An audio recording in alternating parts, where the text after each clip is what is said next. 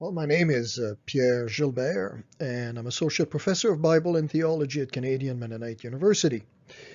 This presentation on the Song of Solomon, this Bible study, if you wish, is part of a series on biblical wisdom, which can be found on my YouTube channel.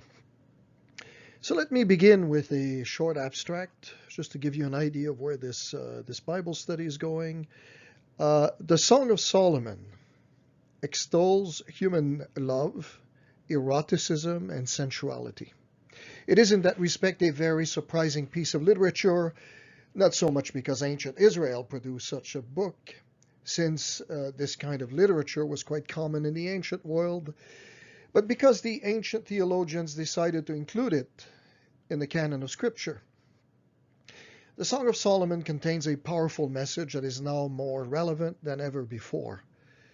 First, for all those who live under the oppressive shadow of the Hollywood propaganda machine, this book offers a devastating critique of Eros, deified, and its life-sucking tentacles. Second, the Song of Solomon displays a model of relationship that will prove to be a source of joy and life for young women and men who are seriously contemplating entering to the state of matrimony. All right, so let me begin with a riddle. And the riddle has something to do with Canadian Tire, Safeway, and Walmart. If you can already guess at the relationship between those three kinds of stores, and if you're not familiar with Canadian Tire, maybe you're listening from the States or some other country, it's more, it used to be a kind of a, well, it is still much of a hardware store where, you'd buy car parts and that sort of thing. All right? So if you can figure out the relationship between those three stores, you will be 90% on the way to understanding why the Song of Solomon is in the canon of Scripture. Let me first preface this study with two tantalizing questions, which I will answer at the end of the study. The first one is, what is the most effective aphrodisiac in the world? And the second one is, what does sexuality have in common with uranium? So if you want the answer to these questions, you're going to have to go to the very end.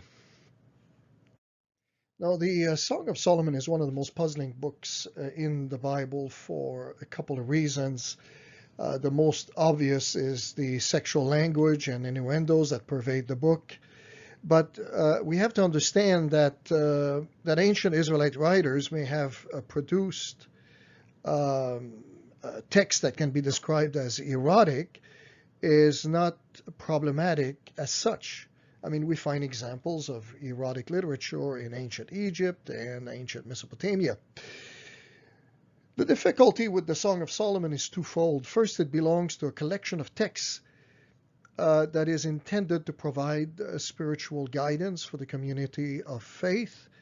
And second, in addition to the unmistakable erotic flavor of the book, the Song of Solomon contains no allusions to God, the temple, or even procreation.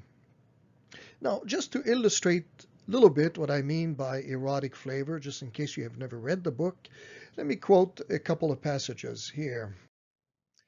So this is Solomon's Song of Songs, so the best songs, right? More wonderful than any other. The young woman, kiss me and kiss me again, for your love is sweeter than wine.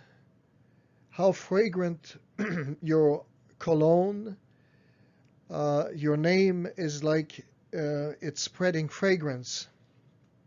No wonder all the young women love you.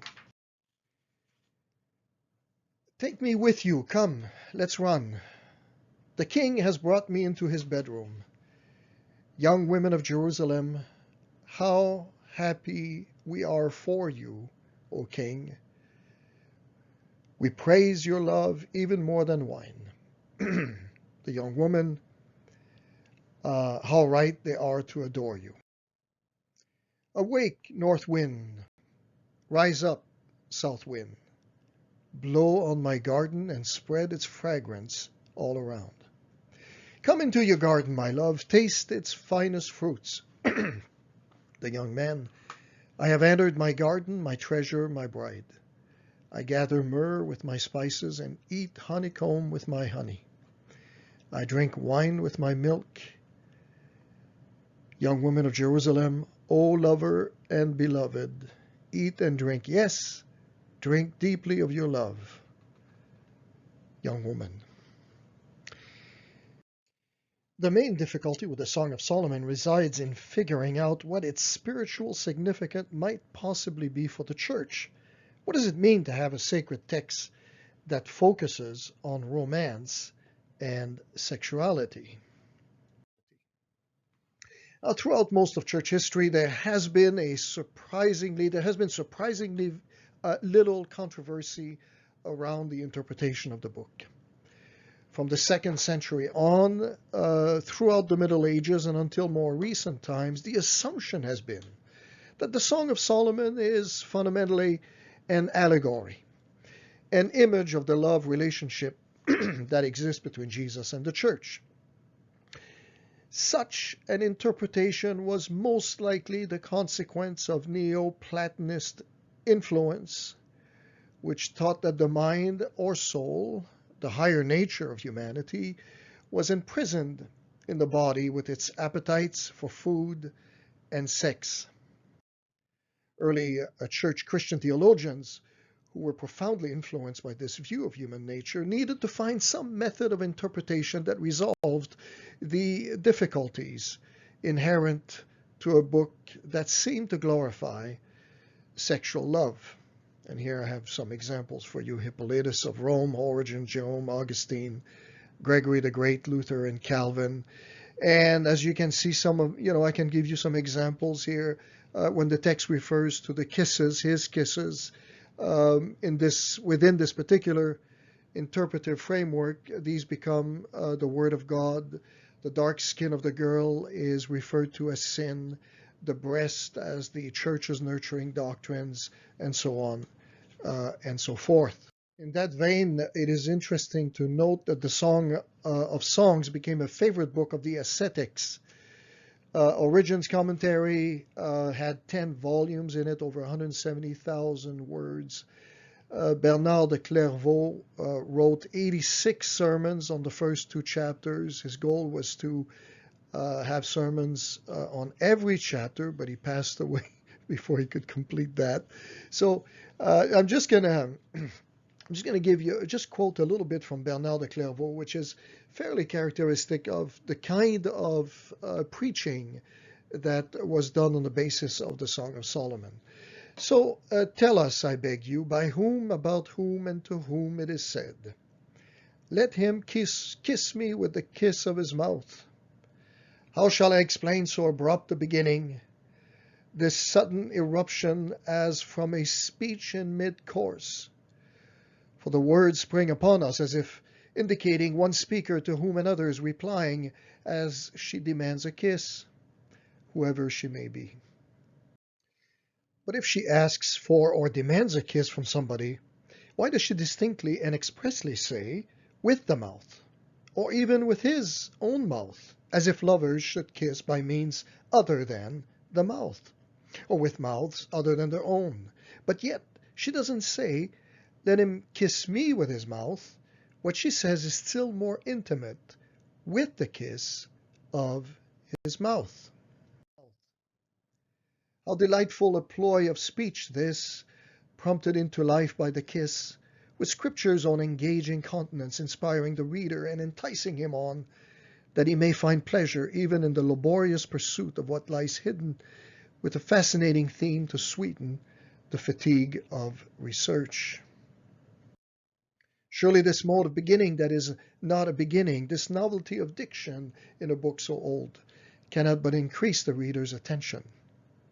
It must follow, too, that this work was composed not by any human skill, but by the artistry of the Spirit, difficult to understand indeed, but yet enticing one to investigate.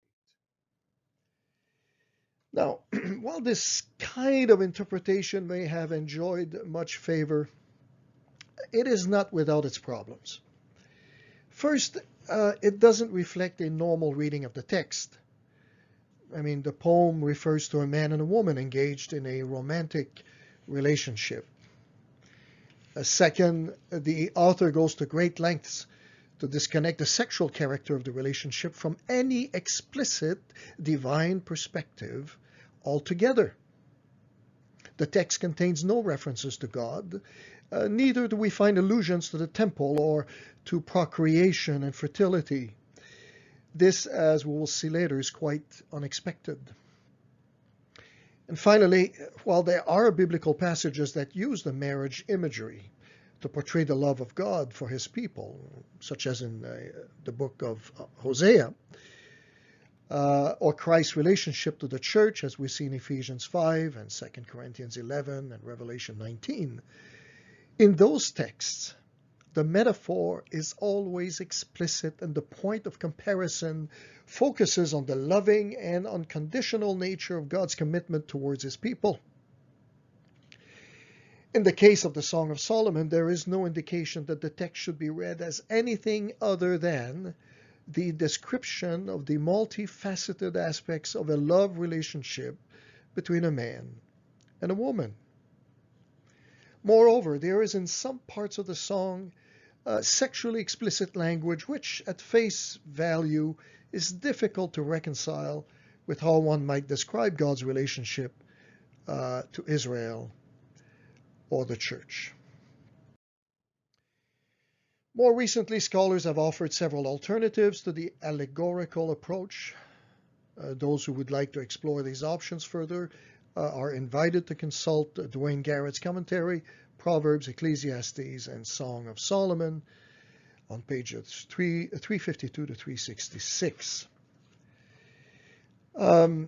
Garrett suggests, and this is what I'm going to follow in this presentation, that the most plausible interpretation is simply to read the Song of Solomon as what it appears to be, that is, a love song. So within this particular interpretive framework, there is no need to attribute any historical framework to the song or trying to figure out who exactly the actors might be. The man is simply presented as the ideal groom, that is the king, and the woman as the ideal bride, the queen of queens. And I'll explain further what the significance of these titles is a little bit later. Now, before we get to my proposal as to what I think the Song of Solomon is all about, it may be helpful to stop for a moment and reflect on how sexuality is depicted in popular culture. You'll understand what I mean in a second. I'm not a sociologist, but I would venture to make the following observations about how sexuality is portrayed today. Now, in popular culture, sexuality is often reduced to genitality or simply a biological process. It is rarely connected, at least in the mainstream media or, on the internet. It is rarely connected to having children, to a lifetime commitment, or viewed as instrumental to building something bigger. Now, that sexuality has now been severed from procreation is revealed by the dismally low birth rates Western countries have had for decades. It has also become very difficult to speak of a clear moral framework for sexuality. There is an assumption that individuals have a high degree of moral autonomy in terms of what is acceptable sexual behavior. Now, I'm not suggesting that there are no boundaries at all, but they are clearly broad, porous, and it would seem to me ever expanding.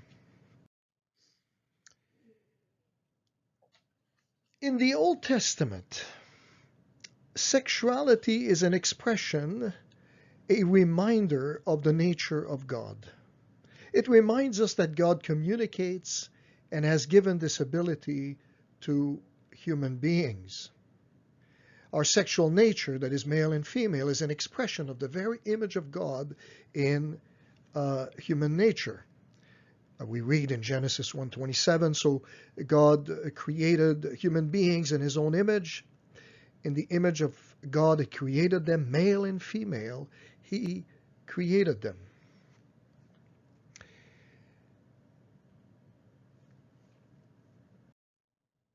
When one studies the Bible's understanding of human sexuality, even the Song of Solomon, it is important to remember that the Bible always presupposes one critical element to all relationships. That is the notion of covenant, or if you prefer, the notion of loyalty. All relationships, human, whether it's a human God or human divine, human being to human being, are understood within the context of covenant. The authors presuppose, even when it's not stated, the notion of loyalty, man towards woman, woman towards man and woman towards God. Genesis 2:23-25, at last the man exclaimed, "This one is bone from my bone and flesh from my flesh. She will be called woman, Isha, because she was taken from man, Ish." This explains why a man leaves his father and mother and is joined to his wife, and the two are united into one. Now the man and his wife were both naked, but they felt no shame. You see, the Hebrew theologian could not conceive, at least in an ideal situation, of the legitimacy of a sexual relationship outside the framework of covenant, that is commitment and loyalty, or what we would understand today as marriage. So the Song of Solomon must be read within a theological framework that is defined by relationship, loyalty, and a particular purpose. The sex act is not viewed as an end in and of itself. It serves to cement the relationship between the two lovers and to share with others the life that they have received. In the Old Testament, sex can be defined as purpose-driven sex, that is for companionship and procreation. Well, there was a time when commentators were blind, it seems, to the sexual dimensions of the book. In some cases, however, now it's almost as if that's all there is. I remember reading a commentary many years ago where the author claimed that the Song of Solomon was essentially a sex manual. Well, none of these two extremes will do. The Song of Solomon is first and foremost a celebration of love. Love in all of its facets. The timid love of the first moments, the insecurity of the new love, the newborn love, love that remains faithful despite the obstacles, the joys of love between a man and a woman. And while it may be possible today to write a sex manual that would focus exclusively on the mechanics, that is not what the Song of Solomon is all about. It's also possible to conceive that the Song of Solomon could have been used as a wisdom teaching manual, which would make then a lot of sense to classify the Song of Solomon as a wisdom book. But I'll say more about that a little bit later. In order to appreciate the significance of the Song of Solomon as a canonical book, we need to understand the connection between fertility and cult or worship in ancient Near Eastern religions. In Canaanite culture, for instance, Baal, one of the major deities, was a fertility god who provided all that was necessary to sustain human life. That is, crops, livestock, children.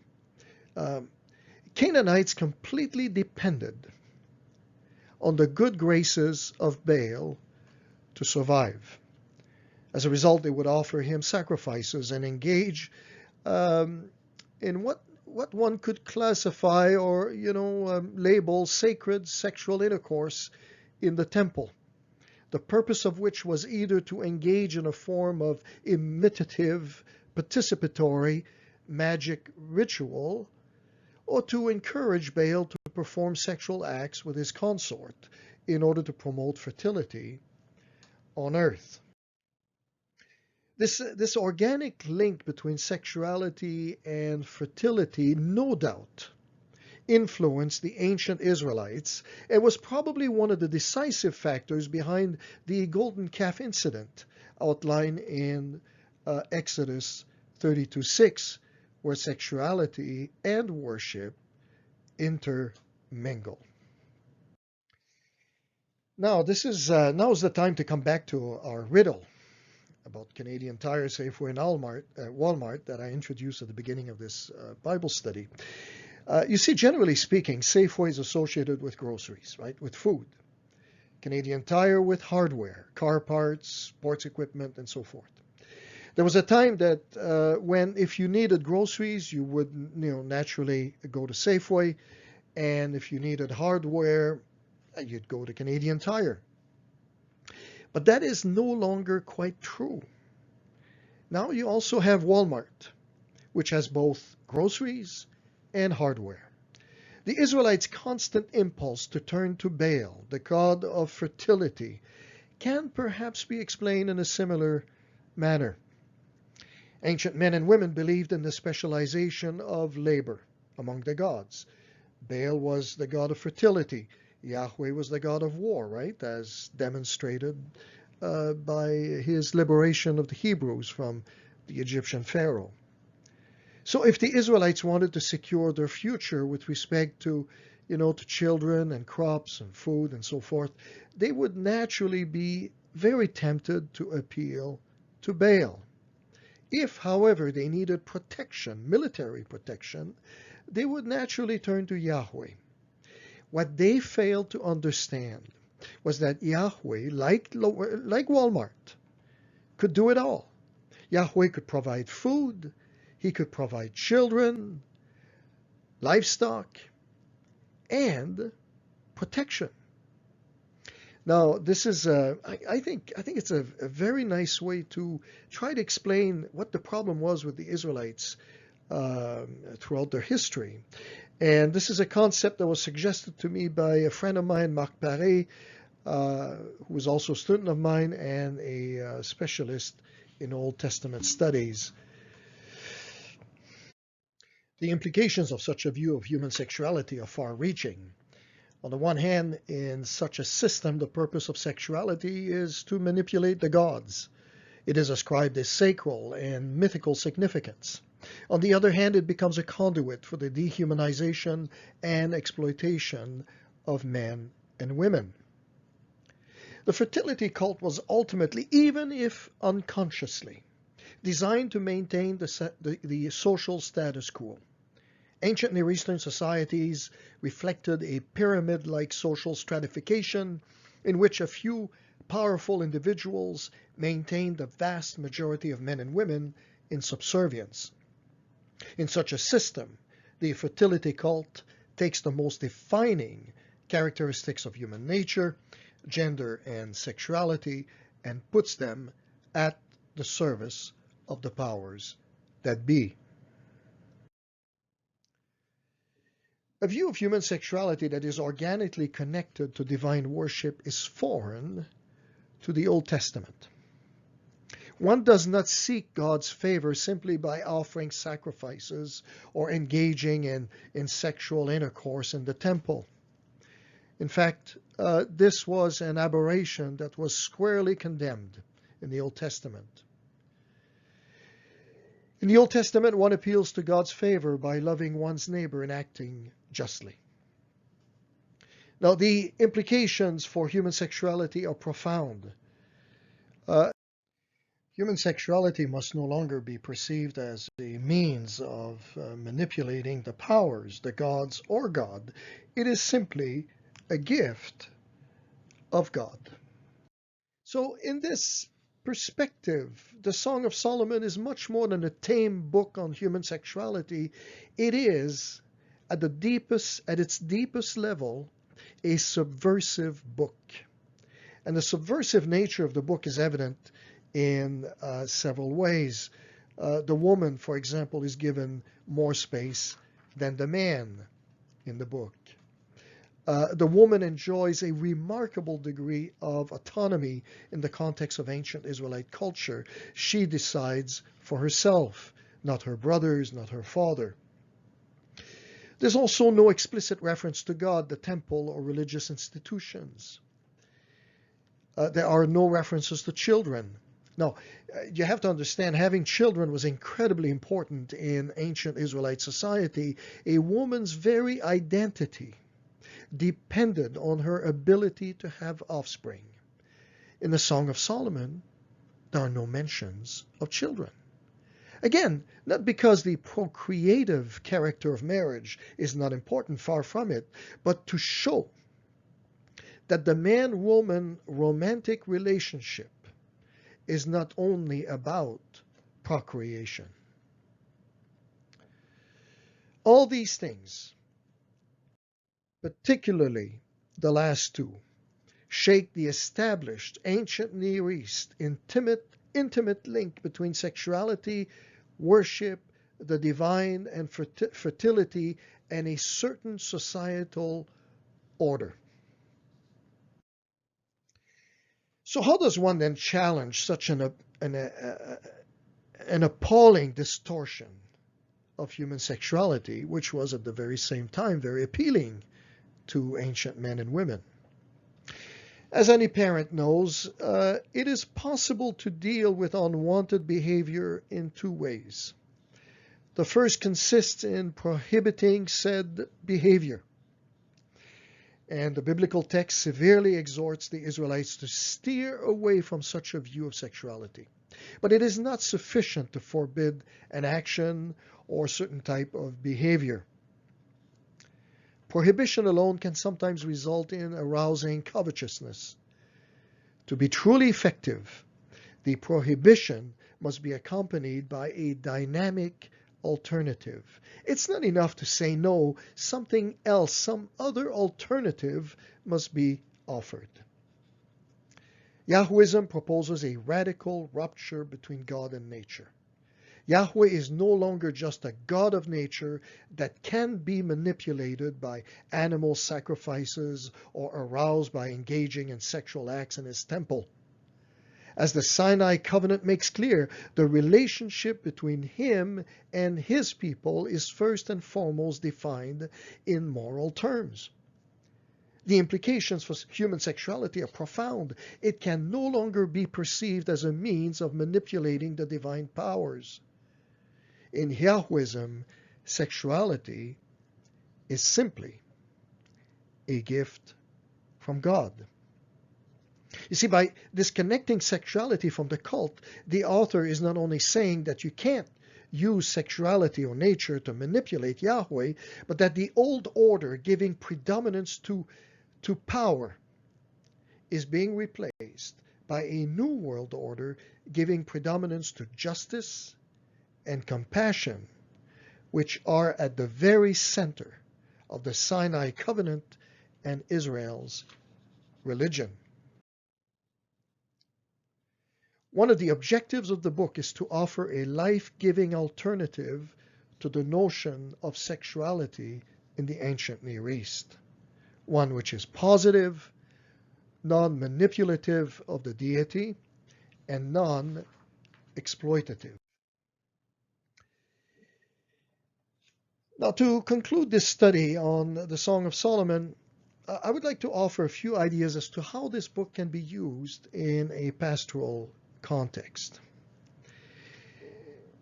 In a culture where the status of women could be ambiguous at times, less so in Israel than in other ancient Near Eastern cultures perhaps, in a culture where there was relatively little protection offered to women, in a culture where a man could be tempted to treat his wife as property, In a culture where sexuality could be reduced to a sexual act for the exclusive purpose of procreation, it would be extremely important to have a sacred book that offered an adequate perspective on human sexuality and also offered a model that young people could emulate. In a similar manner, I think the book can serve today as a tool to offer young people a view of human sexuality that challenges what they get from popular culture. This would be entirely consistent with the wisdom teacher's most fundamental agenda, which is to persuade young people to choose the way of life and reject the way of death. So here are some observations that I think might be useful in helping young people resist the commodification and degradation of sexuality we witness in society today. First, this book is not just about sex. It encompasses many aspects of a love relationship between a man and a woman, such as friendship, relationship, and reciprocity. Here's a few excerpts that illustrate that. So, A Song of Solomon 5, 1-6. I have entered my garden, my treasure, my bride. I gather myrrh with my spices and eat honeycomb with my honey. I drink wine with my milk. Young women of Jerusalem, O lover and beloved, eat and drink. Yes, drink deeply of your love. Young woman, I slept, but my heart was awake when I heard my lover knocking and calling. Open to me, my treasure, my darling, my dove, my perfect one. My head is drenched with dew, my hair with the dampness of the night. But I responded, I have taken off my robe. Should I get dressed again? I have washed my feet. Should I get them soiled? My lover tried to unlatch the door, and my heart thrilled within me. I jumped up to open the door for my love, and my hands dripped with perfume. My fingers dripped with lovely myrrh as I pulled back the bolt. I opened to my lover, but he was gone. My heart sank. I searched for him, but could not find him anywhere. I called him, but there was no reply. Again, the message is clear. Sexuality is embedded within an intense and mutually beneficial relational framework. Second, the language is very subtle, explicit enough to ensure we all know what is going on. In chapter 1, verses 2-4, and chapter 4, verse 16, this is where we have the climax. This is where the lovers appear to be engaged in the sexual act per se. But note, there's no vulgarity. This is highly poetic and very restrained. So chapter 1, verses 1-4, this is Solomon's Song of Songs, more wonderful than any other. The young woman says, kiss me again and again, for your love is sweeter than wine. How fragrant your cologne, and how pleasing your name. No wonder all the young women love you. Take me with you. Come, let's run. Bring me into your bedroom, O my king. Young women of Jerusalem, how happy we are for him. We praise his love, even more than wine. Young woman, how right that the young women love you. So the book offers some advice to young men. First of all, the young man needs to realize that the woman is a fundamentally different being. Women do not approach sex the same way men do. They require subtlety, something that may not have come naturally to men at that time or even men now. The man must therefore approach the woman with appropriate subtleness and restraint. Men need to adopt a subtle and romantic approach. They cannot simply approach sex in a utilitarian way. Women are not objects, simply to be used. The woman is highly loved for who she is, regardless of her social status. Here, the dark complexion of the woman in chapter 1, verses 5 to 8 suggests someone who works in the fields. There must be no doubt in the woman's mind and heart that she is loved. The man needs to learn to lavish his lover with praise and compliments. He must leave no doubt as to his love for her. Don't stare at me because I am dark. The sun has darkened my skin. My brothers were angry with me. They forced me to care for their vineyards so I couldn't care for myself, my own vineyard. You are as exciting, my darling, as a mare among Pharaoh's stallions. How lovely are your cheeks. Your earrings set them afire.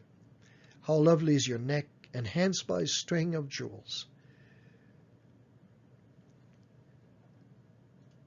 We will make for you earrings of gold and beads of silver.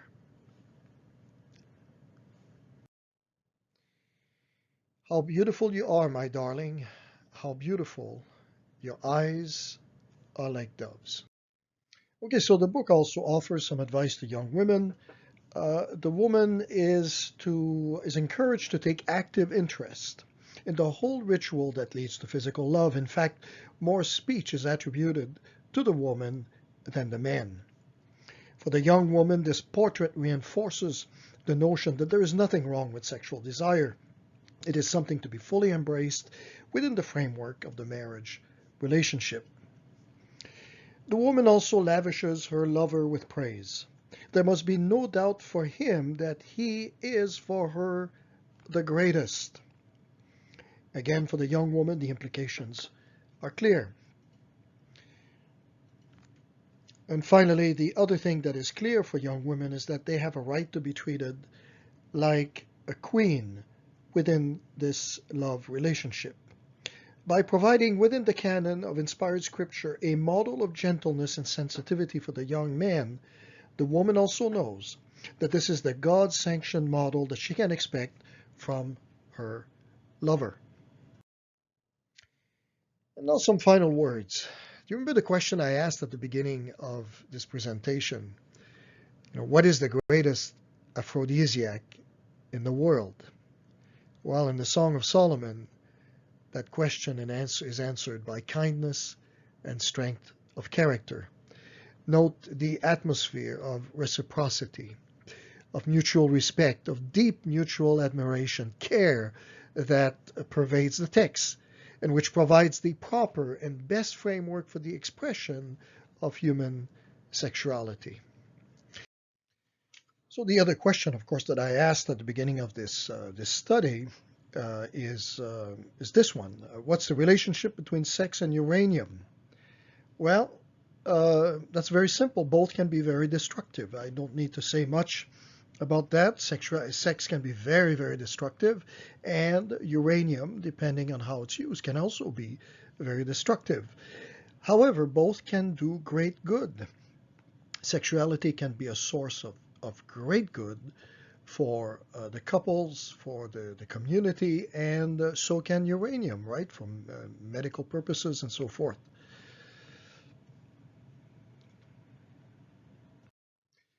The key that is going to make the difference in terms of determining whether sexuality will be destructive or whether it will be good has to do, first of all, with the care with which we handle it. So sexuality, like uranium, needs to be handled with care. These are very serious matters. It also has to do with using appropriate protocols. Right? Sexuality, just like uranium, can do great good, but they have to be handled carefully, and they have to be handled according to very precise protocols. And of course, one may ask, well, what are those protocols? Well, I would say that in our context, the protocols are those that are outlined by God Himself. that is relationship. Sexuality has to be practiced in the context of relationship and in the context of long-term commitment. Now, we could spend much time with the details of the text itself, but what I want to take from this, what I want you to take from this song, this great book, is the message that romantic love is not to be subordinate to whatever powers might be out there. It's not to be used as a means of manipulation or exploitation. Human sexuality is given by God as a gift to men and women to be celebrated and enjoyed in the context of a relationship where exclusive commitment, unconditional loyalty, and the valuing of the other are prized above all. The Song of Songs is a theological rationale for the celebration of romantic love in its manifold expressions.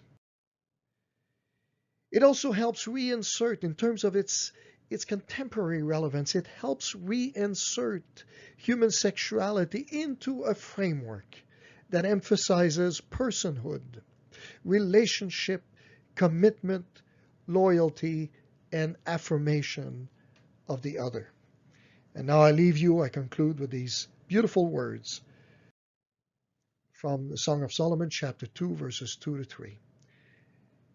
Like a lily among thorns is my darling among the maidens, he says. And she answers, like an apple tree among the trees of the forest is my beloved among the young men. And thank you for listening to this presentation.